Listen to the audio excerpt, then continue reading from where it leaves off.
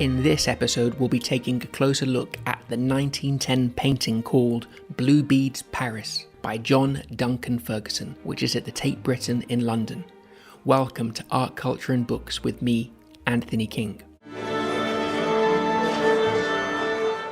As always, I take all the photos and videos myself on location, ensuring you get an up-close and personal view of the fascinating world of art and culture. I'd love to hear your comments, thoughts and views about the art below too.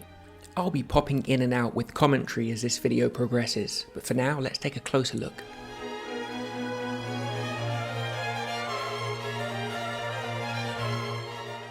Blue Beads, Paris by John Duncan Fergusson was created in 1910. It captures a young woman bedecked with vivid blue beads set against the vibrant ambience of a Parisian café, serving as a visual portal to the artistic atmosphere of the early 20th century Paris. It portrays a young woman. She looks thoughtful, wearing beautiful blue beads.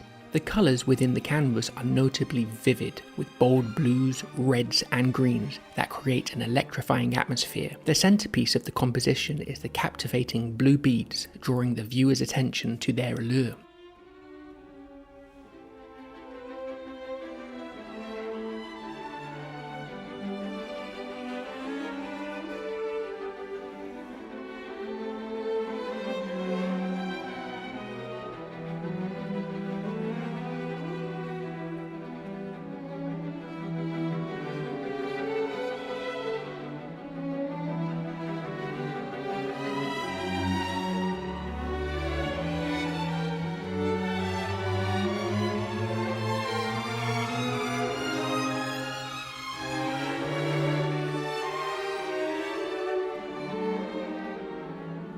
Fergusson's work in Blue Beads, Paris reveals the influence of Fauvism and Post-Impressionism, characterized by the utilization of color in a non-representational manner to emphasize emotional resonance over naturalistic representation. The choice of subject, a young woman within a bustling cafe, encapsulates the spirit of modern life in Paris during that era.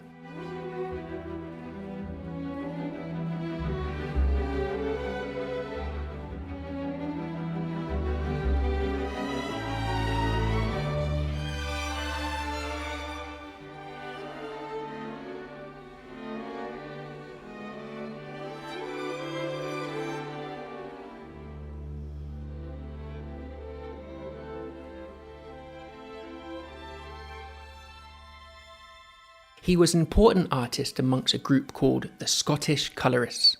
They liked to use bright colours and simple shapes like the French painters of their time. Fergusson went to Paris a lot and even lived there from 1907 to 1914. This painting signifies Fergusson's artistic evolution during his Parisian adventure.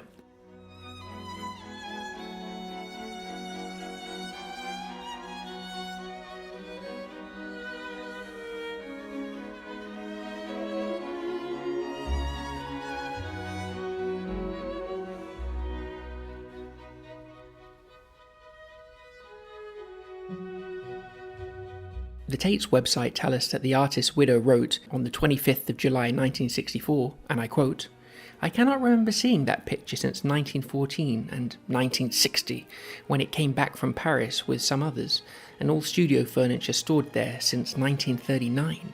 I have no idea who the sitter was. I should say, a girl he saw in a cafe and sketched. He did many paintings just from sketches." Now, this was originally published in the Tate Gallery Report 1964-65.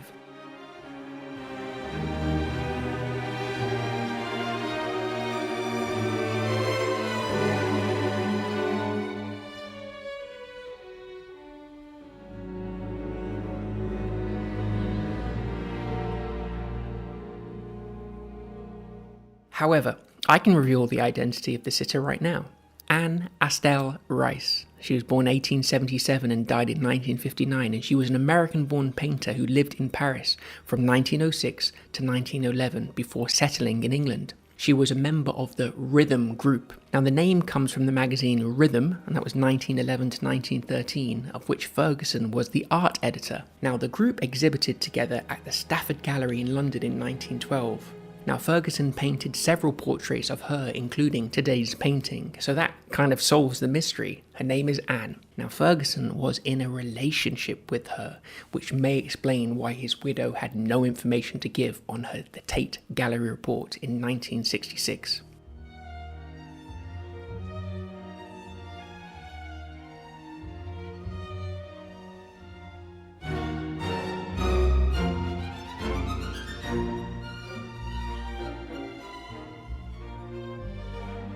Now, John Duncan Fergusson was born in 1874 in Leith, Scotland. He commenced his artistic journey at the Royal Institute in Edinburgh. However, his artistic path was significantly altered during his tenure at the Académie Calarossi in Paris, where he encountered the avant-garde influences of artists like Henri Matisse and Pablo Picasso. Paris became a crucible for his artistic transformation, nurturing his ability to embrace the avant-garde.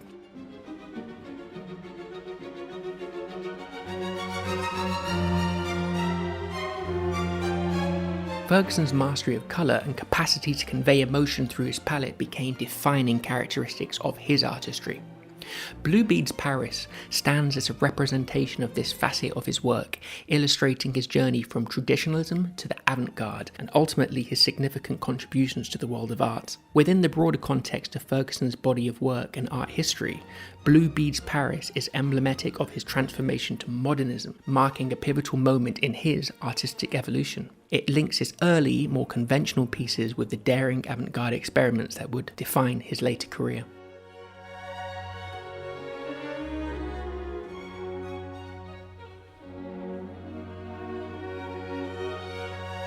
Tate Britain, situated in London, is a prestigious cultural institution with a primary focus on British art. It serves as a repository of artistic heritage encompassing an extensive collection spanning more than 4 centuries, from the 16th century to contemporary works. Distinguished British artists such as J.M.W. Turner, William Blake and J.M. Whistler have their works prominently displayed, providing visitors with a comprehensive survey of the evolution of the British artistic expression. The neoclassical architectural design of the Tate Britain building, located along the Thames River opposite Vauxhall in Pimlico, adds to its cultural significance and your experience when you visit, and I hope that you do visit it one day.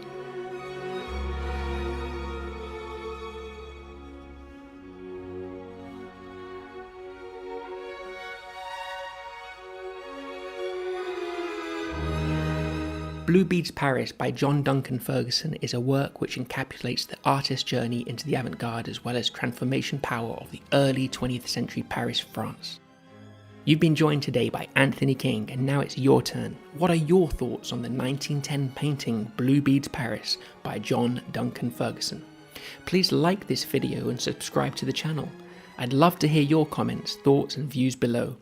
You can find out more about me on my website, anthony-king.com, where you can support me by purchasing one of my many books.